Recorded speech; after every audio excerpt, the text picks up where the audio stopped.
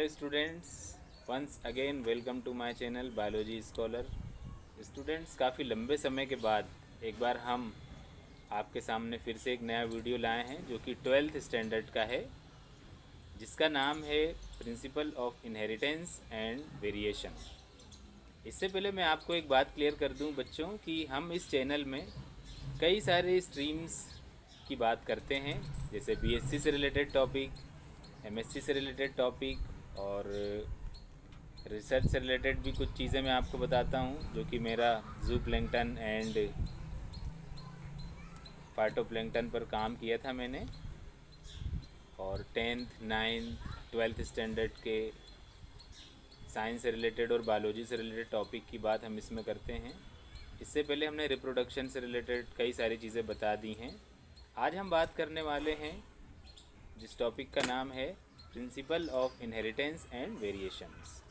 तो इसको ध्यान से समझने के लिए बच्चों हमको ये समझना होगा कि जैसे हमने रिप्रोडक्शन में समझा था कि रिप्रोडक्शन क्या है, कि mail gametes and female gametes जब आपस में फ्यूज़ होते हैं तो एक सेल का फॉर्मेशन होता है। उस सेल को हम बोलते हैं जायगोट। अब वो जायगोट आगे जाके डेवलप्ड होता है और फॉर्मेशन करता है न्यू यंग वन का। अब इसमें ये समझने वाली चीज़ है कि इस न्यू यंग वन में कुछ ऐसे कैरेक्टर होंगे जो मेल पेरेंट्स और फीमेल पेरेंट्स इनसे सिमिलरिटी रखते होंगे या इनकी तरह होंगे, या पेरेंट्स के कैरेक्टर ऑस्प्रिंग में दिखाई देते हैं हमको। अगर हम किसी भी ऑर्गेनिज्म को देखें या किसी भी ह्यूमन बींग्स को देखें तो उसमें जो कैरेक्टर हैं उसमें कुछ कैरेक्टर मेल पेरेंट्स के हैं और कुछ कैरेक्टर फीमेल पेरेंट्स के हैं। इन कैरेक्टर को हम लोग बोलते हैं बच्चों आनुवांशिक लक्षण या जेनेटिक कैरेक्टर। अब इन्हीं जेनेटिक कैरेक्टर का एक जनरेशन से दूसरी जनरेशन में पहुंचना या ट्रांसफ़र होना ये कहलाता है हेरिडिटी। और इसी को हम पढ़ते हैं जिस ब्रांच में, साइंस की जो ब्रांच है उस ब्रांच को हम लोग बोलते हैं जेनेटिक्स। ये तो बात हो गई जेनेटिक्स की और हेरिडिटी कैरेक्टर की एंड हेरिडिटी की। एक बार मैं फिर से इसको आपको समझा देता हूँ। ऐसे लक्षण जो एक पीढ़ी से दूसरी पीढ़ी में ट्रांसफ़र होते हैं हेरिडिटिक कैरेक्टर कहलाते हैं, और उनका ये ट्रेंड, यही ट्रेंड कहलाता है हेरिडिटी या आनुवांशिकता। अब दूसरी चीज़ इसमें आती है वेरिएशन। ये वेरिएशन क्या है? मेल एंड फीमेल पेरेंट्स से कैरेक्टर ऑस्प्रिंग में गए। अब जो बच्चे हैं, जो जनकों के बच्चे हैं, उनमें कुछ अंतर आ रहा है, वो सेम नहीं है। इन्हीं अंतर को हम बोलते हैं वेरिएशंस। तो स्टूडेंट्स, डिटेल में समझने के लिए इसकी टर्मिनोलॉजी जो यूज़ होती है आनुवांशिकता में, जेनेटिक्स में, उस टर्मिनोलॉजी को समझने के लिए वीडियो को लास्ट तक देखें। Thank you very much. Students, जीवों में कुछ ऐसे कैरेक्टर पाए जाते हैं संरचनात्मक या कार्यात्मक, जो कि एक जनरेशन से दूसरी जनरेशन में ट्रांसफ़र होते हैं या स्थानांतरित होते हैं। इन्हीं लक्षणों को आनुवांशिक लक्षण कहा जाता है, और इन लक्षणों का एक पीढ़ी से दूसरी पीढ़ी में ट्रांसफ़र होना या पहुंचना आनुवांशिकता या इनहेरिटेंस कहलाता है। तो इसको हम कह सकते हैं transmission of genetics characters from one generation to the next, या आनुवांशिक लक्षणों का एक पीढ़ी से दूसरी पीढ़ी तक पहुंचना ही आनुवांशिकता कहलाता है। इसके बाद हम देखेंगे वेरिएशंस। स्टूडेंट्स, अगर हम ये ऑब्ज़र्व करें कि एक ही जनक की संतानों में थोड़ा बहुत अंतर पाया जाता है, वे समान नहीं होती हैं अगर वो ट्विंस ना हो, तो इस प्रकार के जो अंतर हैं वो विभिन्नताएं कहलाते हैं। Means difference between the same species, या एक जाति के सदस्यों में पाए जाने वाले अंतर परिवर्तन विभिन्नताएं कहलाते हैं। स्टूडेंट्स, अब हम देखते हैं वेरिएशंस के प्रकार या टाइप्स ऑफ वेरिएशन। मुख्यतः दो तरह की वेरिएशंस होती हैं, somatic variation and genetic variation, या इसको हम कह सकते हैं दैहिक विभिन्नताएं और आनुवांशिक विभिन्नताएं। इस तरह की विभिन्नताएं जो वातावरणीय कारक के कारण उत्पन्न होती हैं या वातावरणीय प्रभाव से उत्पन्न होती हैं, उनको सोमैटिक वेरिएशन कहते हैं, और जो सोमैटिक सेल्स तक ही सीमित रहती हैं और इसमें एक स्पेशल फीचर ये है कि ये नॉन हेरिटेबल हैं, मीन्स ये एक जनरेशन से दूसरी जनरेशन में ट्रांसफ़र नहीं होती हैं। ये किसी एक विशिष्ट जीव तक ही सीमित रहती हैं तथा उसकी मृत्यु के साथ ही समाप्त हो जाती हैं। इसी तरीके से दूसरी वेरिएशन है जेनेटिकल वेरिएशन। इस प्रकार की वेरिएशन जर्मप्लाज्म में होने वाले परिवर्तनों के कारण उत्पन्न होती है, क्योंकि जर्म कोशिकाएं जनन में भाग लेती हैं, अतः ये विभिन्नताएं वंशागत या हेरिटेबल होती हैं, अर्थात एक पीढ़ी से दूसरी पीढ़ी में ट्रांसफ़र होती हैं, इसलिए इनको जेनेटिकल वेरिएशंस कहा जाता है। टाइप्स ऑफ वेरिएशन के बाद अब हम बात करेंगे टर्मिनोलॉजी रिलेटेड टू इनहेरिटेंस। वंशागति या जेनेटिक्स को या आनुवंशिकता को समझने के लिए कुछ ऐसी शब्दावली का उपयोग किया जाता है जिनसे हम इसके सिद्धांतों को आसानी से समझ सकते हैं या आगे होने वाले परिणाम को भी आसानी से समझ सकते हैं। सबसे पहले हम बात करेंगे सिंबल्स की। आनुवंशिकता में कई तरह के सिंबल्स या संकेत का उपयोग किया जाता है, जैसे कि प्रभावी लक्षण के लिए कैपिटल लेटर्स का उपयोग करते हैं, आप प्रभावी लक्षणों के लिए स्मॉल लेटर का यूज़ करते हैं। इसके बाद हम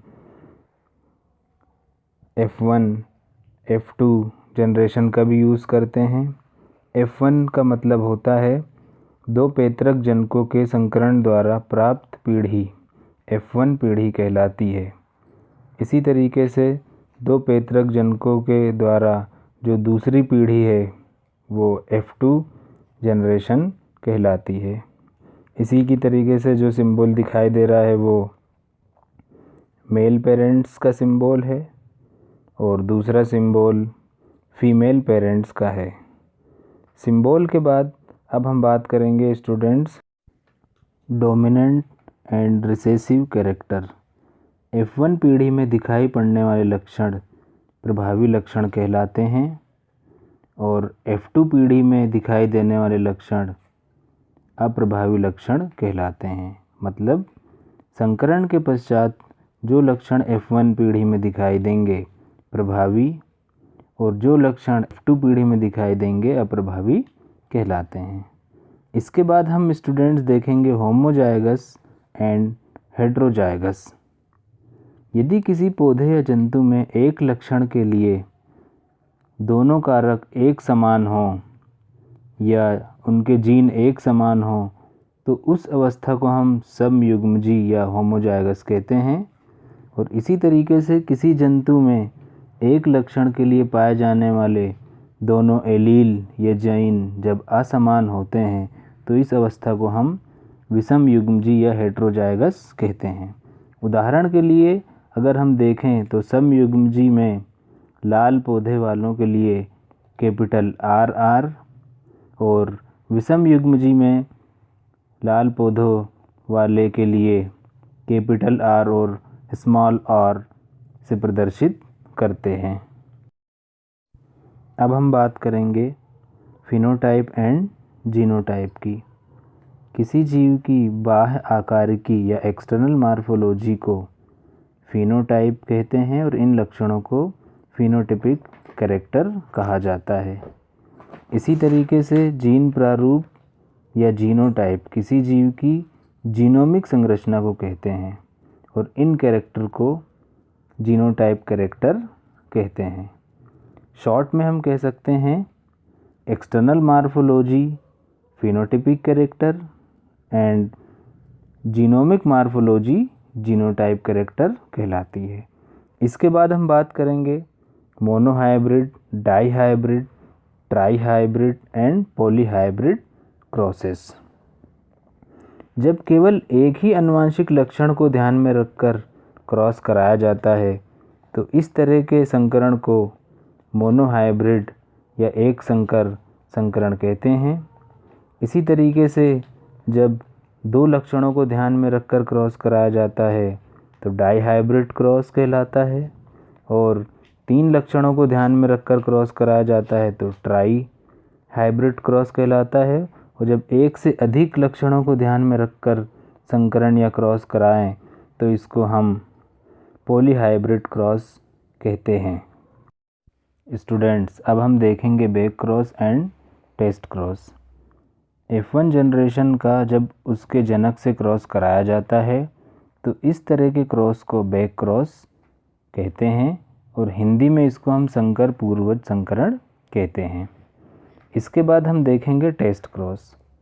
स्टूडेंट, यहाँ समझने वाली बात है, कभी कभी किसी जीव का जीन प्रारूप अलग अलग होते हुए भी उसका फिनोटाइप सेम होता है। अब डिफरेंट जीन प्रारूप या जीनोटाइप और एक तरह के फिनोटाइप का पता लगाने के लिए जो टेस्ट किए जाते हैं उसको टेस्ट क्रॉस कहते हैं। इसके बाद हम बात करेंगे रेसिप्रोकल क्रॉस की। जनरली संकरण में प्रभावी गुण वाले पादप को नरजनक तथा अप्रभावी वाले को मादाजनक के रूप में चुना जाता है, लेकिन अगर इसके विपरीत हम अप्रभावी गुण वाले को नरजनक तथा प्रभावी गुण वाले को मादाजनक चुने तो इसे रेसिप्रोकल क्रॉस कहते हैं।